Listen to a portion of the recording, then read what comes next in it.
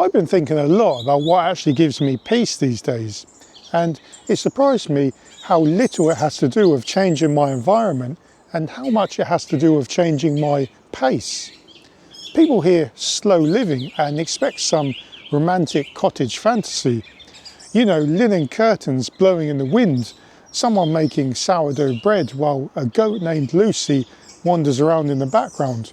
But for me, slow living isn't running for a field in a linen dress. It's learning how to sit with yourself without needing the whole world to validate you.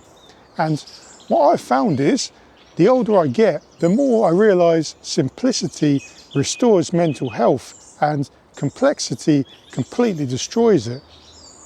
Slow living for me has never been about aesthetics or some curated lifestyle. It's been about survival. It's what happens in my head long before it shows up anywhere else. I live in a normal place, sometimes loud, sometimes messy, and the pace I feel has nothing to do with the building I'm in. That was the part that shocked me when I finally slowed down. I kept thinking I needed the right decor, the right room, the right routine. Like peace was something you bought on Etsy, but it wasn't the surroundings speeding me up, it was the way I wired my life.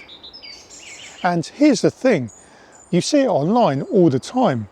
People trying to turn mindful living into an aesthetic, a performance. The whole point is not a performance. Once you start branding it, you've already lost it. Slow living started, for me, the moment I stopped performing my life and actually sat with it. Not prettied up, not optimised, just honest. And that was the moment I realised pace is what actually makes me feel human again. You know what's funny? Society has forgotten how to sit still. People can't even stare out a window anymore without feeling like they're committing a crime against productivity. And it hit me during my diet phases. Keto to carnivore and then animal-based to plant-based, because food wasn't just fuel, it was pace. Simple meals were the first time I noticed how overstimulated I'd been. When all you're doing is eating one meat or one starch all day, you suddenly realise how ridiculous it is that we make 30 decisions before breakfast. It's like, do we really need to create a 5-step culinary masterpiece on a Wednesday morning just to feel like functioning adults? Simple meals remove that nonsense instantly. Your brain finally gets a break. And it's funny because hustle culture had been running my life for years. Work faster, push harder, sleep less, while trying to keep up with everything. I wasn't even chasing my own goals half the time, just trying not to fall behind. Looking back, it's insane how far past my limits I pushed myself, because I thought being exhausted meant I was doing life correctly. All it did was burn me out and numb me completely. When your body gives you a scare, and I've had a few, everything gets real, fast. Hospitals, tests, health issues, all that stuff forces you to rethink your whole approach to life. I try not to panic about it anymore, and I also don't blow it out of proportion, but it did make me realise something very simple. Time is more valuable than money. You'll never get it back, so don't waste it. And slowing down is the reason I'm even still here to talk about it. You know, I worked hard my whole life. Slowing down doesn't mean I stopped working. It means I stopped letting work own my head. The truth is, people have been brainwashed into thinking simple means lacking, but every time my life gets complicated, that's when I start feeling deprived, chasing things I don't need, goals I never actually wanted, stuff that just clutters my head. That's the real thief. When I strip things back to basics, that's when I feel the most human, and simplicity isn't deprivation. In my experience, a complicated life is what deprives you. It steals your time, your pace, and half your sanity before you even realise it's happening. And here's the part people often don't mention. Subtraction is way more powerful than adding habits. Everyone's obsessed with adding routines, adding systems, adding structure, like peace is some sort of checklist. But the minute I started removing noise, my nervous system actually calmed down. You feel it in your chest, in your breathing, in the way your thoughts stop racing. Simplicity restores mental health, complexity destroys it. And you notice it almost instantly once you're not overstimulated every 5 minutes. Truthfully, most of my slow living came from stopping things. You know, I haven't actually watched TV in almost 10 years. Of course, I've seen it on in other people's houses, but I genuinely couldn't tell you a single thing about a TV schedule anymore. And the reality is, that's been one of the biggest freedoms of my entire life. My brain isn't being filled with whatever bias or fear or oversimplified drama they're pushing that day. No profit motives, no fake outrage cycles, no constant noise pretending to be information. It's wild how much clearer your mind gets when you stop letting people spoon feed you what you need to think about. And once I cut that noise, no TV, no buying random upgrades, no constant background distraction, my days actually opened up more. You know, more space to think, sleep, walk, cook, basically just live properly again. It's like your brain finally exhales.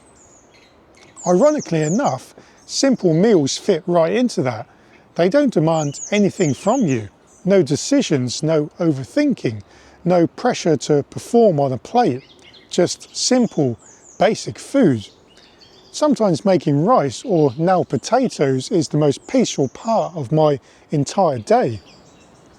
You know, I currently have less than a week's average salary to my name, and I'm not embarrassed by it. Slow living doesn't require quitting work or being wealthy. If anything, it taught me that peace isn't measured in money, it's measured in what you stop chasing. And slow living isn't about slowing every action down. It's about dropping the things that are speeding you up for no reason. It's about checking in with yourself and realising you don't need half the stuff you're chasing. You don't need 40 tabs open in your mind. You don't need to constantly upgrade your life like you're updating software. What you need is to feel like a human being again. And that starts by letting some of that noise die off. And it's funny because I live in a pretty busy community, and I remember coming home from a trip years ago and the noise just hit me. It wasn't loud in a dramatic way, it was just constant. Doors, cars, voices, just everything layered on top of each other. And I realised I was starting to go a bit insane from it. That was the moment I knew I needed nature. Not in the romantic sense, I just needed space. A sea breeze, a quiet park, a forest trail. Anything that didn't feel like 10 people were talking to me at the same time. I struggle with that fast, bustling lifestyle more than I let on, so I do whatever I can to find a bit of peace. Nature is a non-negotiable regulator for the human nervous system. And the thing is, so much burnout and overstimulation and just feeling done with society's pace comes from how far we drift from simple human rhythms. I think the biggest shift for me was realising I didn't need to earn peace. I just had to stop fighting everything that made my days chaotic.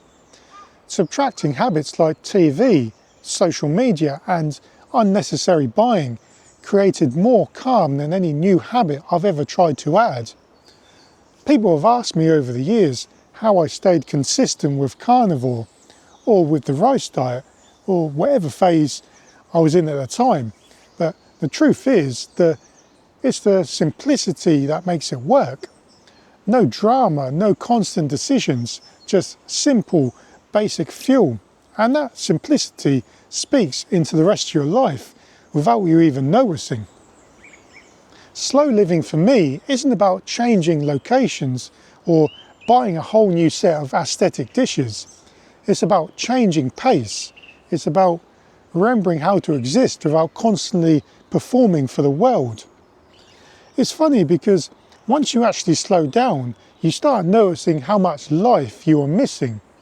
You start noticing how your body feels, how your mind reacts to clutter, how peaceful it is when the noise stops.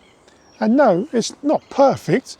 I'm not walking around like a monk, but I'm more present now than I've been in years. And if there's one thing I've learned, is that slow living isn't about the speed of your actions. It's about the weight you put down. It's choosing subtraction over addition. It's choosing simple meals over chaos. It's choosing wind for an open window instead of another hour of noise. Slow living doesn't slow you down. It gives you back the life you forgot you had.